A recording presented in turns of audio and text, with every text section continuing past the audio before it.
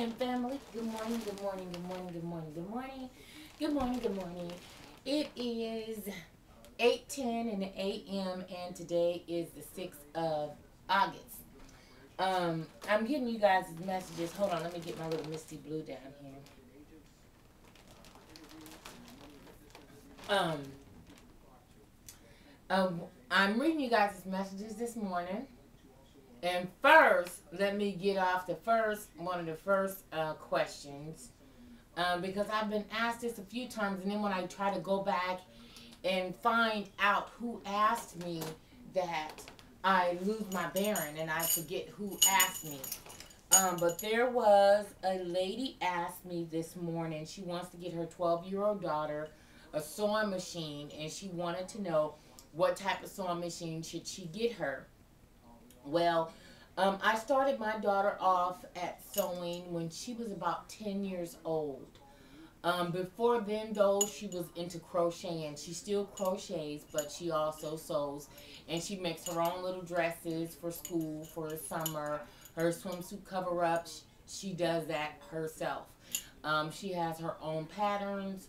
I buy her simplicity patterns, and they have patterns, for little kids that you can actually buy, and they can make.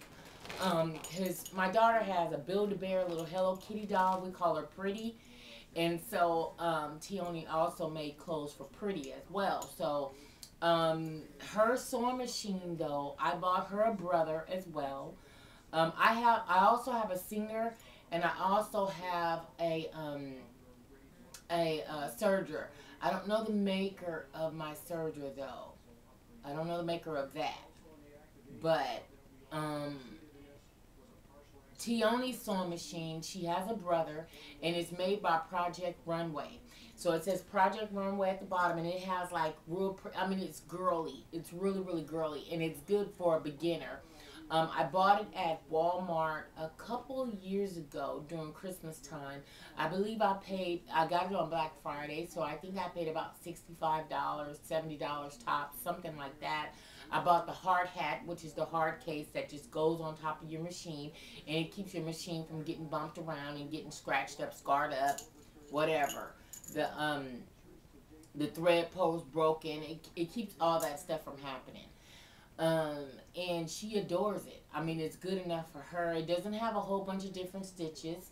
Of course, it would not, because it's really for a beginner.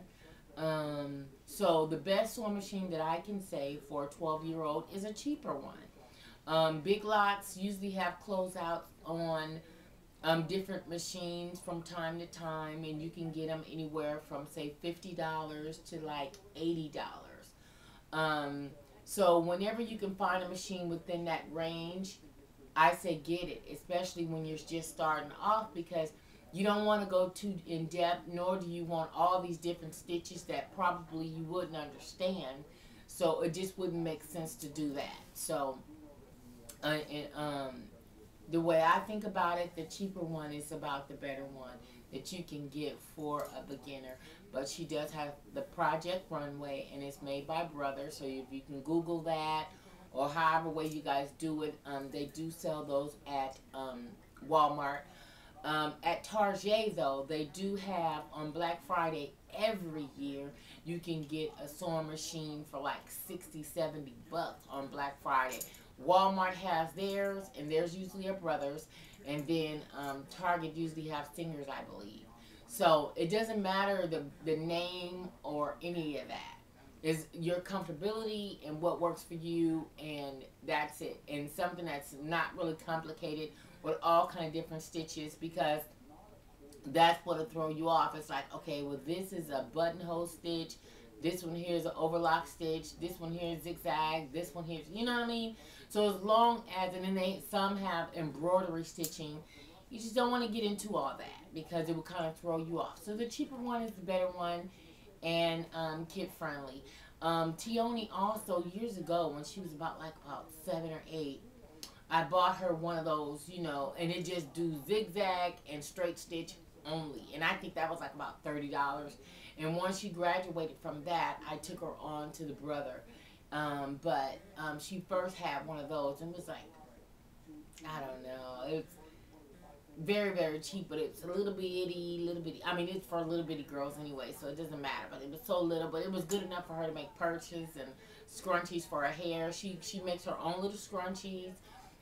She makes her own purses to match whatever dress that she makes or whatever. I don't have to show her much anymore about it. And she has her own sewing kit, her own needles and pins and bobbins, because of course different machines have different bobbins, so she knows how to thread her own bobbins.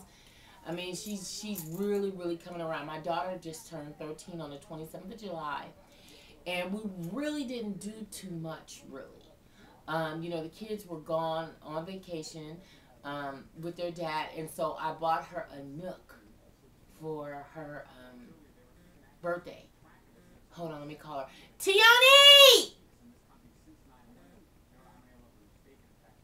Tiani! I bought her the cutest Nook for her birthday, if she's still here. She doesn't have to be to school on Mondays until 9:45, so she's still in the house.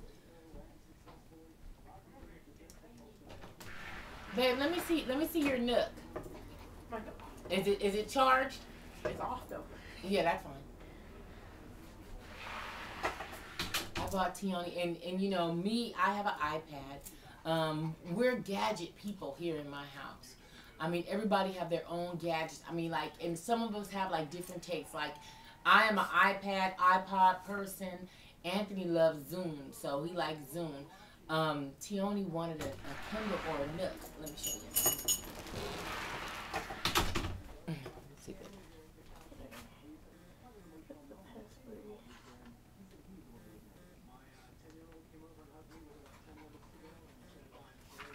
Did Egypt eat? Or is she still playing in her stuff? Is she still playing? Yeah, she was, but now she started eating. She started eating? Mm-hmm. Okay. This is my daughter's Nook. This, I guess, is her screensaver that she picked or whatever. I believe this is the 16 or the 8 gig color. And she really digs it. I don't know exactly how to work it or anything. I don't know too much about it. But she got this for her birthday last week, so it was a surprise for her. Here, babe. Take Egypt with you. Cause I don't want the wet face right now. Nope.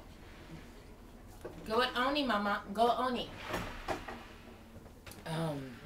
Yeah, Tioni's getting the dogs fed this morning and taking them out. And Egypt, when she gets her water in her water bowl, she puts her paws in it and she scratches in it. And we put ice in it because she likes the ice. So she'll go in the water and she just puts her hand all in it. And I mean, I don't know what that is, but it makes her so wet up. And she is wet right now. So no, you're not getting in my bed. You're not getting ready to jump on me. You're not getting ready to lay at my feet. None of that, because you wet right now. So she had to go. So anyway, okay, so that was the first question. The second question that I did get, and I got it from a brother, and he was asking me, Tina, you appear a little bit bitter about the bullying or whatever. Well, I was okay, and when I first saw her yesterday, I was actually excited to see her because, I haven't seen her, like, of course, for years. And we do have all mutual friends and stuff. But, and one of my friends, he's transsexual. And he's a mutual friend of ours. Actually, it's a her because she's, had the full change. And so, she's, a common friend of ours. And me and her were really, really, really, really tight in school and, and all that. And they were also friends. So then, therefore, she kind of played the middle because she knew that them girls over there didn't really kind of dig me that much. And, she was also sort of like an outcast or whatever because in high school and back in the 80s, it wasn't a lick to be on some transsexual shit. So, so she was, pretty much an outcast or whatever. And by me being heavy, a lot of motherfuckers really wasn't fucking with me.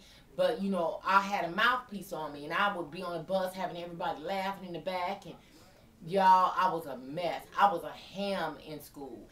And I guess it's just always been my personality to just be a joker. because, oh my God, I had them falling out in the aisles on the bus. I mean, just rolling. I mean, bagging. I am a serious bagger. I mean, it just take me a few seconds to just look at somebody and I can have about 4 or 5 of them lined up right quick. And for whatever reason, shit just comes to me. Like when I see something, shit just comes to me and it's like bam, bam, whoop, da whoop, da whoop, da whoop, da whoop, da whoop, da whoop, whoop, whoop.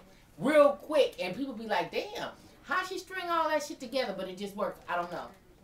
But brother, the reason why, and I know a lot of times I divert when I'm talking, and Aki Judy 100 said it best to me last week. And so she says, sometimes God places things upon your heart to say things.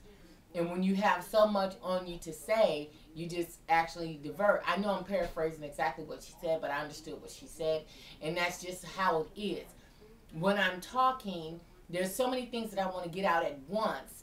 It's like, okay, I'll divert. I'll start talking about one thing and then I'll get on to something else and I'll get on to something else. And yesterday, when I was speaking in reference to her,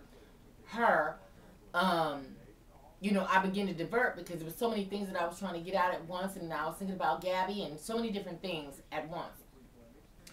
Anyway, in the video you guys saw, my auntie asked me, I was telling my auntie, I said, I went to school with her. My auntie said, had you went and talked to her yet? And I said, no, not yet. If you guys can remember that in the video.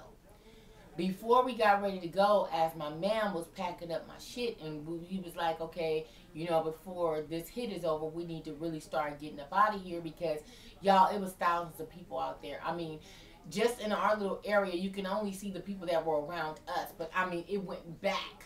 I mean, it was a lot of people out there. It's just not really giving it that much justice. And I know you guys are watching it like, damn, because I just watched it myself, and it was like, it was so erratic, and the camera just kept moving. But when I'm taping, and you can tell when I'm taping or when Ken's taping. When Ken is taping, he's getting all this. That's just what he does. He tapes what he likes. When my auntie's taping, you can tell the difference because I'm dancing with Ken. And my auntie, oh my God, she is just one of my biggest supporters, I swear to God. And wherever I go, people are like, oh, your auntie told us that you were coming, and whoop-de-whoop. And yeah, your auntie told us that you made this outfit, and y'all, people was giving me their numbers. You know, do you sew for people? Can you make me this? Whoop to whoop, you know, all that kind of stuff. So me and my auntie, she's my biggest supporter, I swear. And we're just like that. I mean, I just love her to death. There's nothing that I wouldn't do for my auntie. And I know some of you guys are like, damn, you cussing shit in front of your aunt. Well, me and my auntie are 10 years apart, exactly 10 years apart. And I do have respect for my auntie. So I know one time I was asked about that before, but I feel like if a person is old enough to be your mom, then there is a different magnitude of respect you need to give them. Now, I will never go back and forth on an argument with my auntie. Never. Because I feel like that is my auntie, and, you know, though we're 10 years apart, she's still considered to me as an elder to a degree, you know? So it's just a matter of respect that's there. I will never smoke in front of my auntie. Though I did hit it. Don't let me front.